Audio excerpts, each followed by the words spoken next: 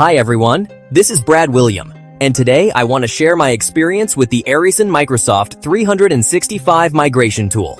Recently, I needed to migrate multiple mailboxes, SharePoint data, and OneDrive files to Microsoft 365. And honestly, I was worried about data loss and downtime.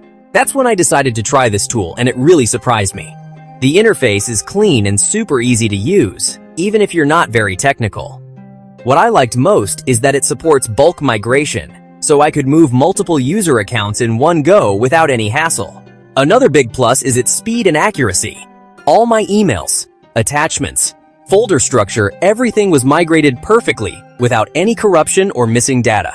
It also offers advanced filters and secure migration, which gave me peace of mind during the entire process. Overall, if you're planning a Microsoft 365 migration and want something reliable and efficient, I definitely recommend the Aryson Microsoft 365 migration tool. Thanks for watching.